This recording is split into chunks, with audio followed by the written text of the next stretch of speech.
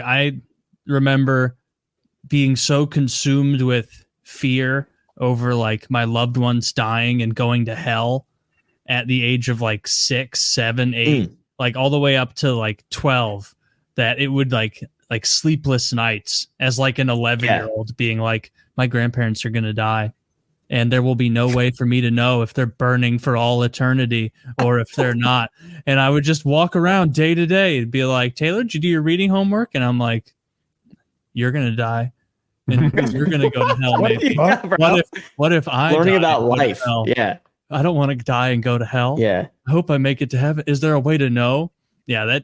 That was so panic inducing for so long. My mom took me to a kid therapist when I was like 11 or 12 for that. And it was so unhelpful because he was like even looking back, like it was a Christian therapist, but like, frankly, even like a normal Christian would have been like, you just cut it out. Like, stop worrying about like going all the time. Like that's ridiculous. Like, it's what a normal person would do. But I remember specifically sitting in that office and he's like, what's the issue? My mom's in there too. And I'm like, I can't stop obsessing over how everyone is going to die around me and either go to hell and burn for all eternity or not. And there's no way for me to know after they die what's going to happen. He was like looking at his paper and he's like, that's a very real fear. And that's why it's important. Awesome. To worship him every day. It was stressful. That guy stressed me out for like a whole nother year after that. Taking you to me, I'd have been like, none of this shit's real, bro. They're gonna get eaten by worms, and that's the end of their existence. That wouldn't have helped. I'm here to help. No, it's so easy to fix that when you say, "Hey, son, what did they tell you about God? That he's all good, right? And he sees everything, and he knows everything." And let me ask you, so is your grandmother a good person? Yeah.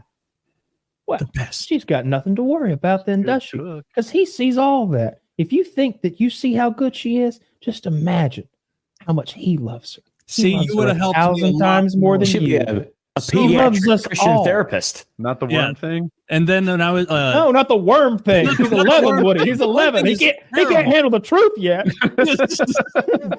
That would be all. Yeah, they put me on SSRIs for like a 6-7 month period. When you were a child? Remember what it was called? Yeah, when I was a kid. I think it made me into a weirdo. Like, because your that's what did it. You should. That's what it is. It wasn't me. It wasn't intrinsic. And they put me on it, and it was during 5th grade. How old are you in 5th grade? 11? Yeah, like around there. So like I was on it for like most of that 5th grade school year. I have no memories. I have no distinct memories of 5th grade.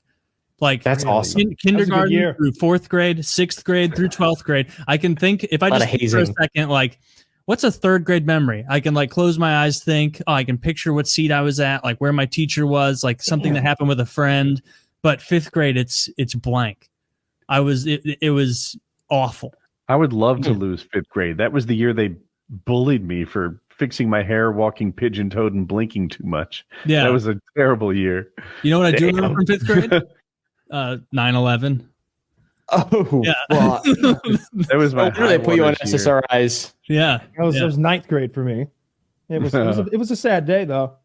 It was a sad day. Yeah, really. Everybody was bummed out. We didn't leave school either. We just had to sit through it. I mean, it happened so early in the Midwest that like it was basically an off day. Like get to school, 30 minutes of time. 9/11, go home. I think George Bush comes in. Yeah, George Bush came in. We were listening to the radio in driver's ed, when it got broadcast, whenever they cut into, the 70s music or whatever we were listening to. So, and then we turned the TVs on and watched. Did you know it was a big deal at the first plane? I don't know I don't remember the first thing we might have heard was that there were 2 planes. Because I do remember the coach who was like the driving instructor being like, I bet it said Osama bin Laden. I swear to God he said that. Although, to be fair, he's like the only terrorist whose name you know, right? Yeah, I didn't know his name before 9/11. Maybe you did. He did. I guess he was, the Al Qaeda guy. I'm sure he watched Fox News. They were probably a boat or something during Clinton's term. Wow, they big step up from a boat to World Trade Center. It is a big ship. And he didn't sink it. He just did a lot of damage. How do you get that building 7 though? How do you get that? He only gets an assist for that I one. think Let's he just might say have that. taken down 4 buildings in New York. Am I right about that? Could have been 5. Who's to say? One when fell I down was- last week, 9/11. I didn't have an early meeting, so I was driving to work, and Late the first onset plane 9/11. hit the tower. Cool. I get to work, and people are just learning, and I'm like, yeah, whatever. I've known this for 40 minutes already. It's no big deal. One plane hit a building, was probably an accident, and everyone else like instantly knows this is a big deal. And I'm like, fires happen all the time. You're quit your belly aching. And then a second plane hits, and now I'm shocked. Now I'm like, people are purposely ramming planes into buildings. It took 2 buildings for me to realize this is a pattern. And then it wasn't long after that the Pentagon got hit. And now I'm concerned the internet at that time wasn't what it is now. Today, we'd all be watching live stream video. It'd be no problem. Oh, yeah. Yeah. But Chanting. Yeah, we would We got a TikTok of the fight against the hijackers. back at that point,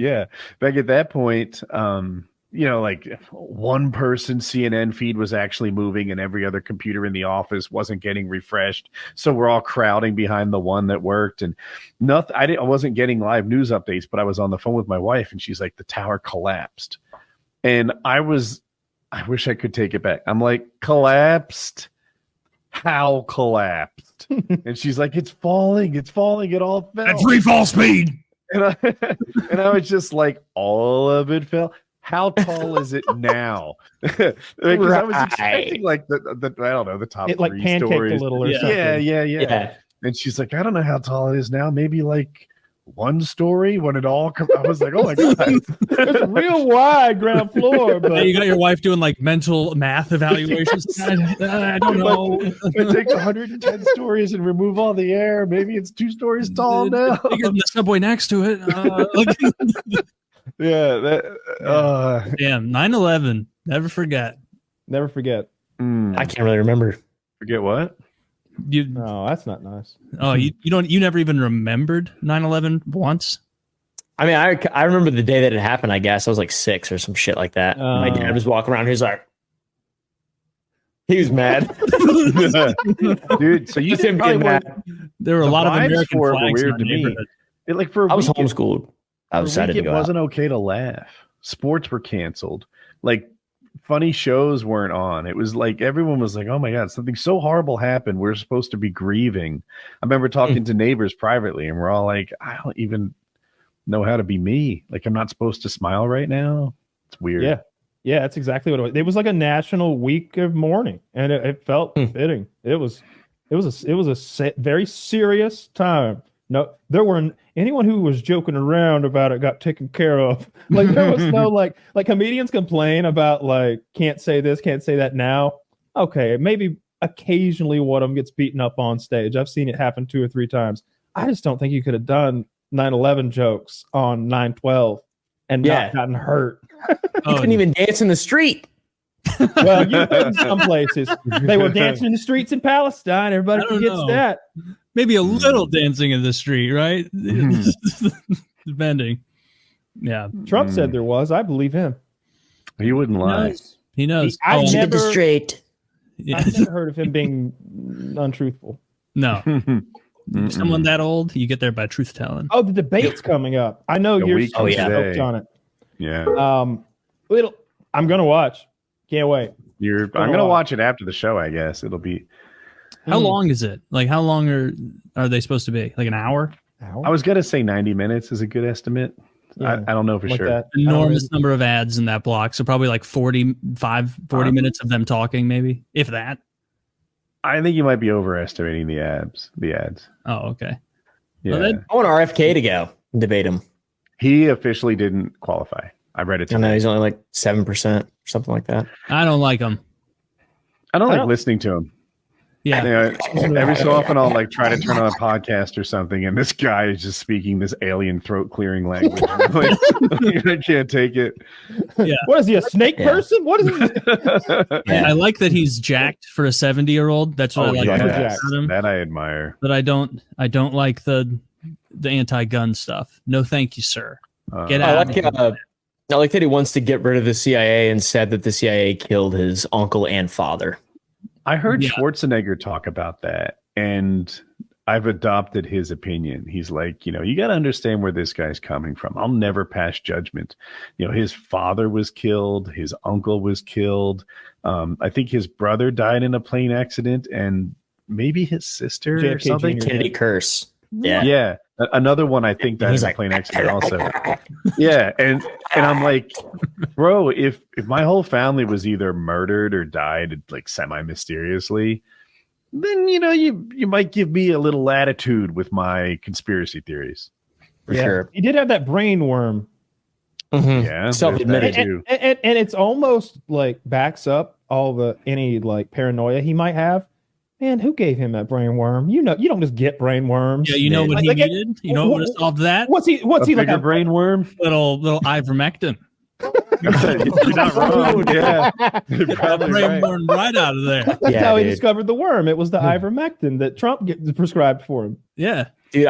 What's crazy is during COVID and stuff, I know people, personal friends, who've been taking ivermectin and doxycycline, like horse antibiotics, since I was like a child. Like people will just eat horse medicine. Mm-hmm. Yeah, that's like very normal in horse medicine. Doxycycline's okay. Dose. Like I don't want to give anybody medical advice, but like, of course, yeah. You see that in survival like texts and stuff, like the one about how to make antibiotics out of the fish tank cleaner stuff. There's an antibiotic fish cleaner. There's a couple different fish-related antibiotics that are also used in humans. Yeah. I just don't know the doses or like the purity or like the purity bothers me.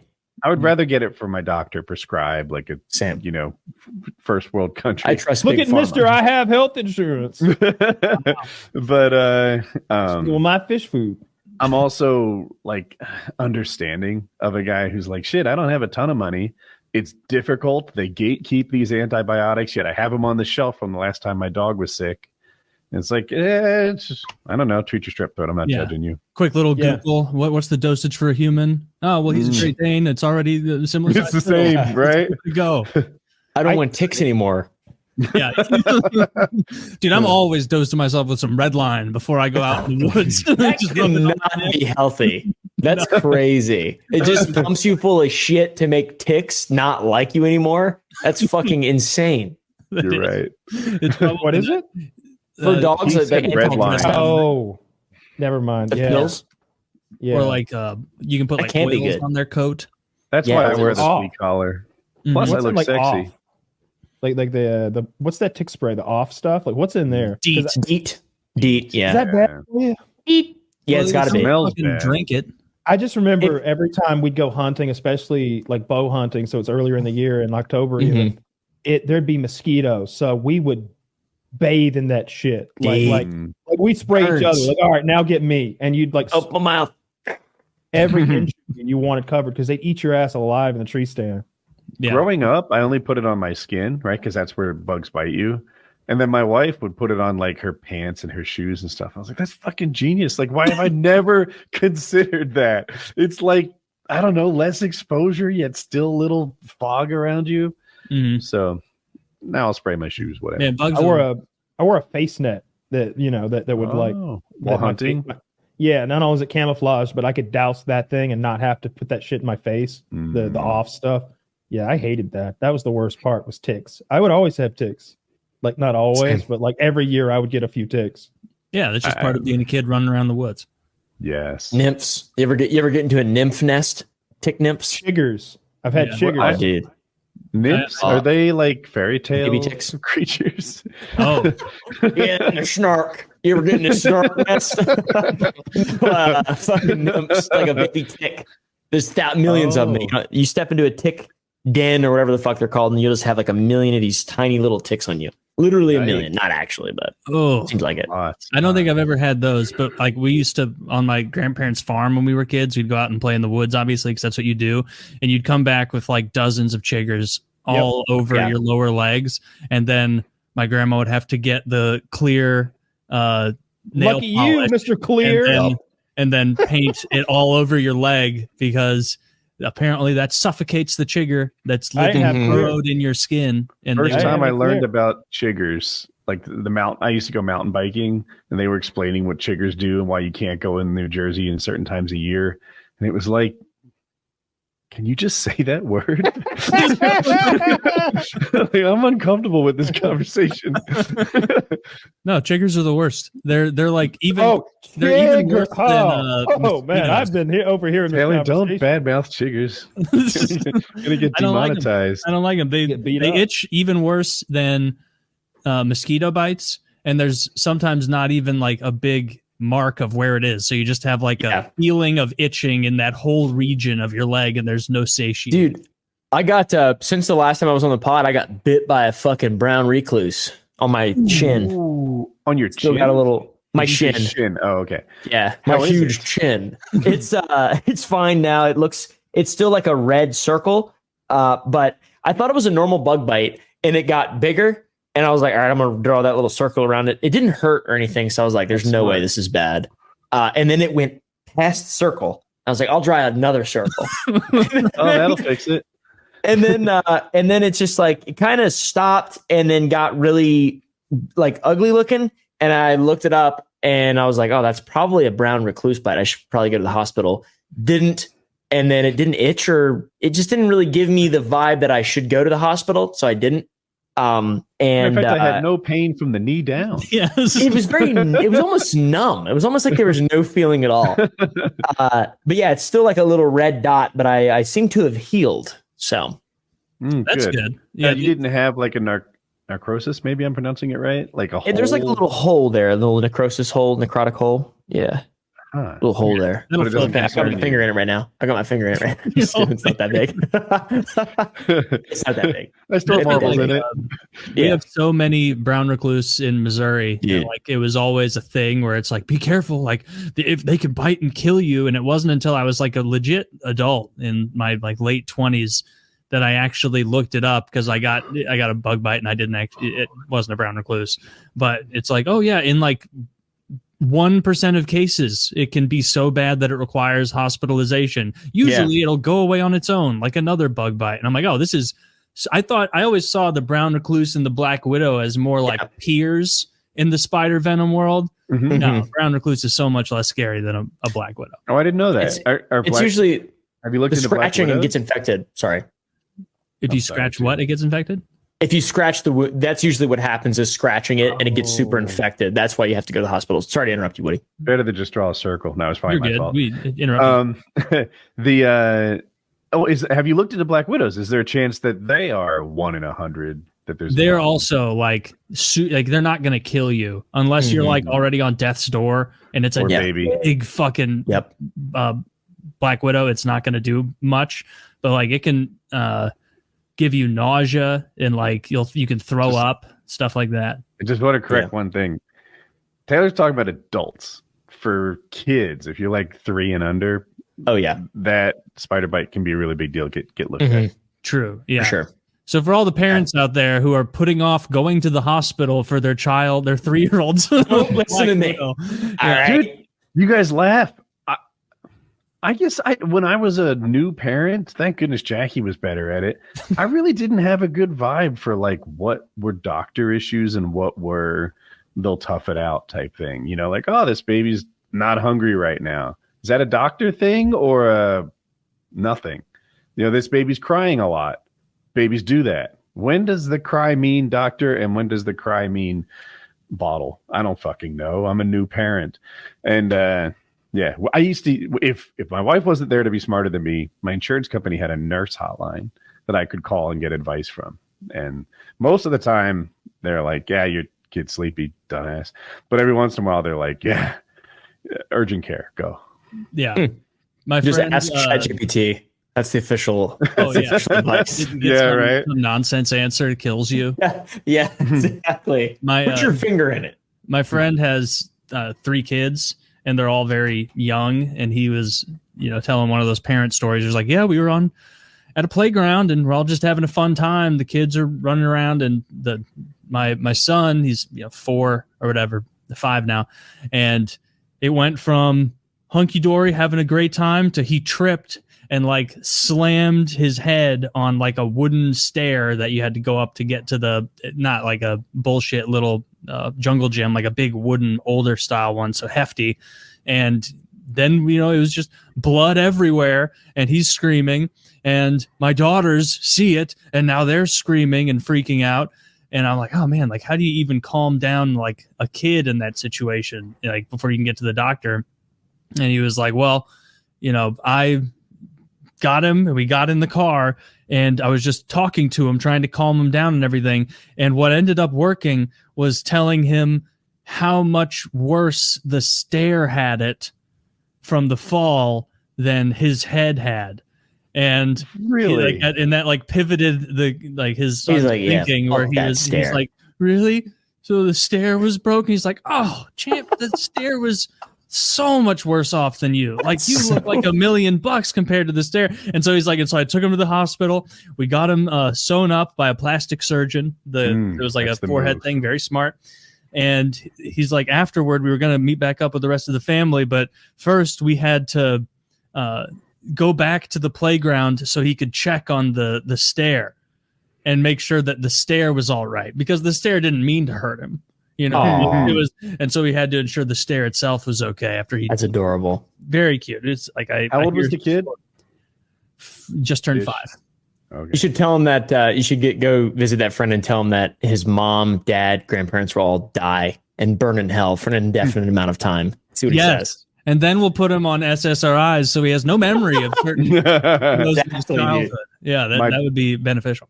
My daughter, she was probably 3. So I'm playing ice hockey, and the benches at the park, the hand holds, they were cement, right? So it was regular wooden bench, but they were like in these cement arm rests that perform the structure.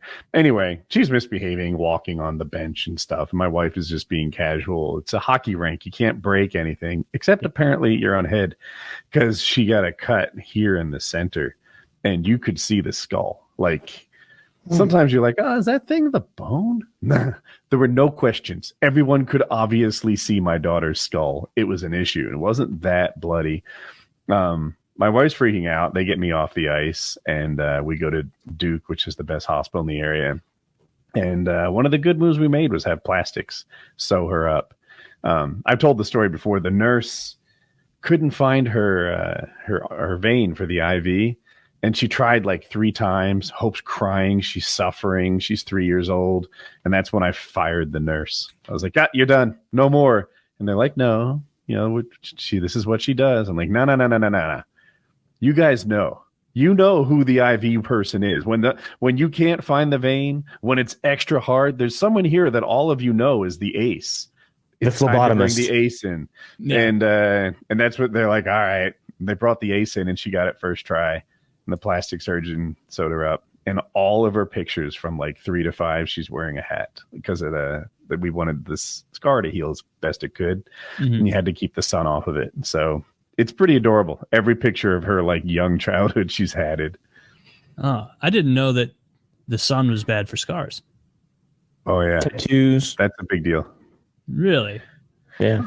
It's probably the number one thing to make a scar heal best. Is no sunlight. To keep the sun off it, yeah. And tattoos too, if you ever go that way. Yeah. Okay. Have you guys ever impaled yourself with anything? Yes. Oh, badly. Sure. Yeah. Do you mean all the way through? No. Yeah, just like somewhere, something that just went in you, maybe, and you pulled away and it's still in you. Oh, pegging. Yes. So on the poultry farm, we have these sort of a tool. Basically, it's you got a handle and then a round metal rod that comes out that's like 1/8 of an inch of spring steel, and on the end it turns into first a neck that kind of goes back and then a point that goes forward. And when you've got dead chickens, you can just walk by and sort of stick it into them and sort of twist it and throw them into a bucket that you're carrying in your other hand. You can do this really quick and you get really good with it. Well, my cousin and I had a sword fight with those. And he stabbed me in the forearm deep enough that like the bone did this vibratory thing that I could feel. And I had to reach, and it didn't just like go in and pop out. It was in, and I had to pull it out. And when I pulled it out, it made this little sort of noise, and I could feel the panic attack coming. And I got to water fast enough to throw it in my face, and I was like, okay, I'm not going to pass out now, but I definitely need some antibiotics. It's still got a tiny little scar. If you like shave my arm down, you can see. I did so had this big ass couch. You know those cuticle cutters, the little like scissors, but they're like they had a little thing on the end. They were in the couch between two cushions, sitting upright and open. And I jumped on the couch, like ass first, obviously, as one does, just fucking like that. And it went in my ass cheek, my left ass cheek. Thank God it was like, I was like, what is that? Fuck, something's stabbing me. And I thought it was a grasper or like some kind of something small, like, because it didn't hurt that bad. It like was like, oh God, that feels weird. I stood up and it was sticking. I could feel it gyrating in my ass. And I was like, oh my God, what is this? And I felt exactly what you were talking about, like about to pass out. Cause I was like, I grabbed it and I could feel it and I just yanked it out of my ass. And it did the same thing you're talking about where it was like, it made like a sound of it just like coming out. And it went in my ass and closed. So there was like a wound channel inside of my ass and 2 entry holes.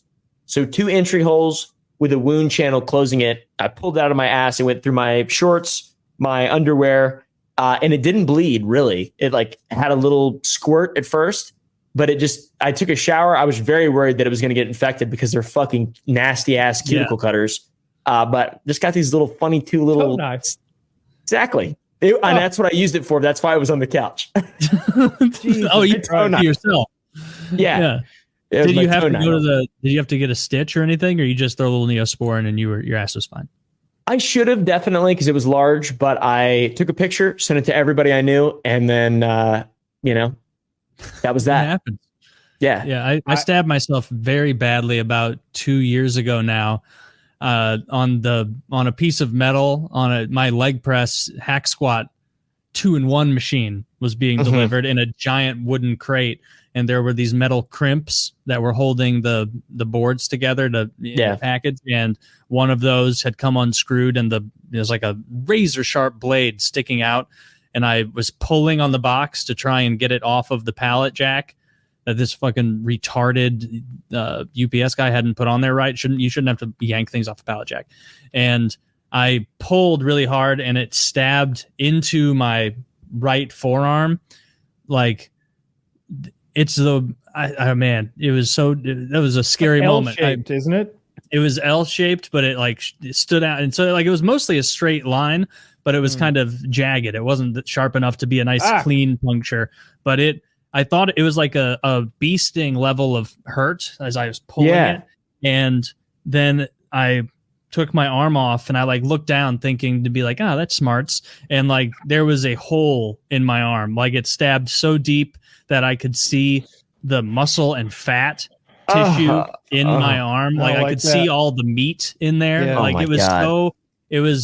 I remember like driving myself actually it was funny because the guy who was helping me deliver or who was delivering it to me, I was like, don't leave, because I stabbed myself so bad. Blood was going everywhere. And so I pinched it closed.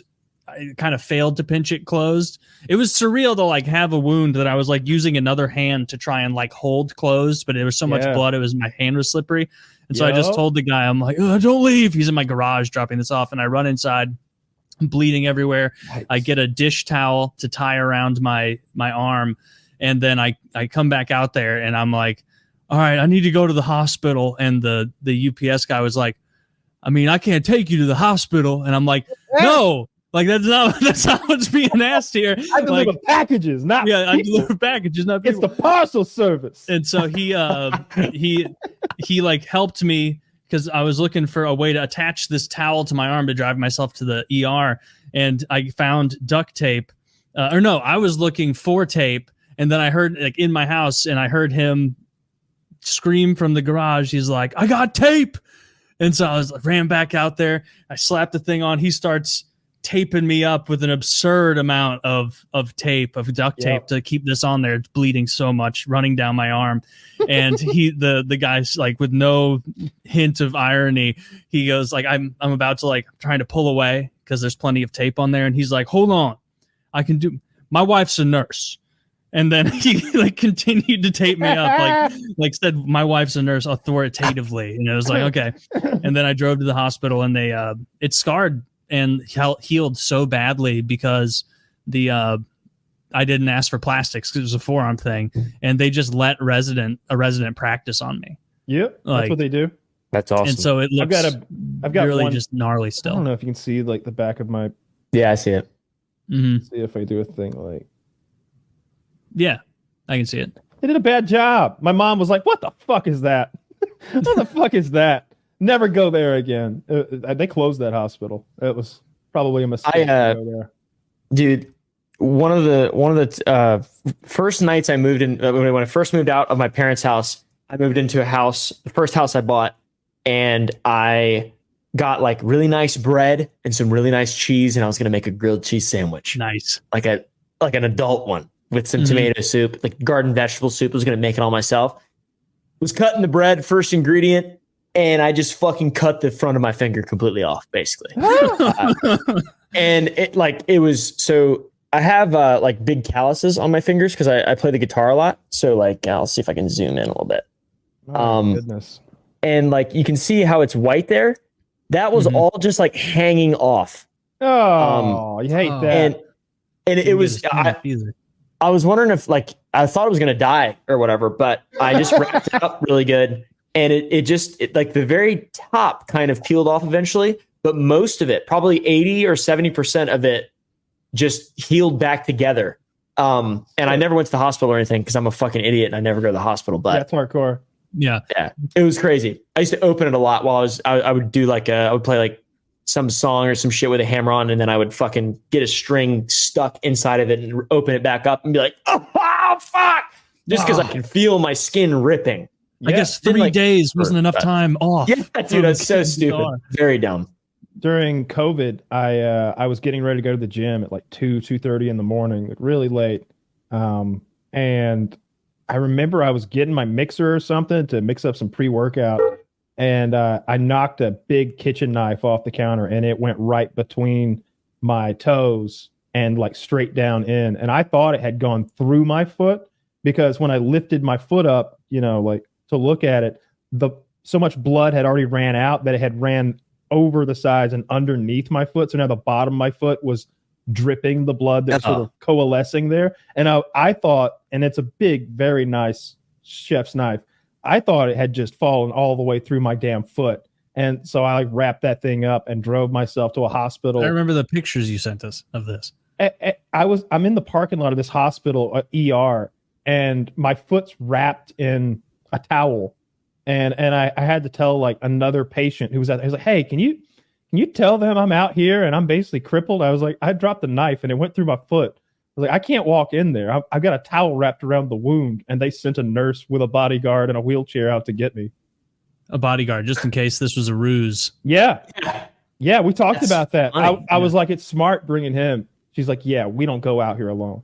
Yeah, and I was like, well, I'm like, well, I'm real. This is real blood. You look out the window and you're like, never even mind. And just drive away. The little towel falls off your foot.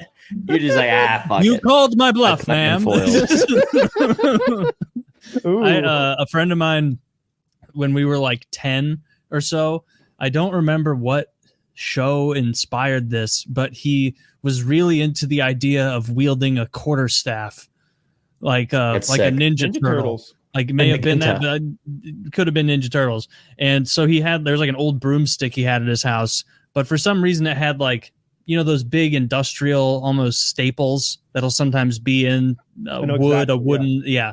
And he was trying to get that out because he didn't want metal. He just wanted like the long quarterstaff looking thing. And so he took the fork from a grill that you'd use to like flip a giant steak. And he was pushing on it, trying to pull that thing out, and it slipped, and he stabbed both of the tangs of it clear through his hand and had to go to the hospital. Thankfully, like easily could have had like a fucking bad hand, like the Scary Movie 2 guy. Yeah. But like he barely missed all the important stuff apparently. So now he can still Just give me your other hand. No, it's not strong enough. Take my little hand. Take my little hand. And it is the grossest little hand. That little potato hand. There's only like I one love that scene in movie. that's still dated. They like parodied a Nike commercial from back then, and it's like, am I supposed to remember this Nike commercial from 2000? Yeah, 2000, 25 years ago. Jeez. Look at this, Zach. Can you show him the second article of this kid that got hurt BMXing? That happens all the time. Why write an article about it? Not like this. Not like this. This guy, they had a little bit of a collision, and another racer's like brake lever went up this kid's ass and broke off. No. Up his asshole and broke off. Here he is. He's like on the phone with his boys, like bragging about like what has happened. He's like, no, up my asshole, dude. My asshole. Oh my God. Yeah. Poor guy. What a traumatizing end to your fun day. Hopefully he doesn't have a perforated colon or something like that. Well, he had a colostomy. So, yeah, that's not good. Had to reroute things for a while, I guess, until that heals up. Can't be pooping out the hole. That ran ragged. Got rerouted to the original route. I think hate that. Right out the side of your stomach with a little pod, like you're one of those test cows at the university. Yep. I love that. One of those test cows at the university. It's a little dark that we do that to cows.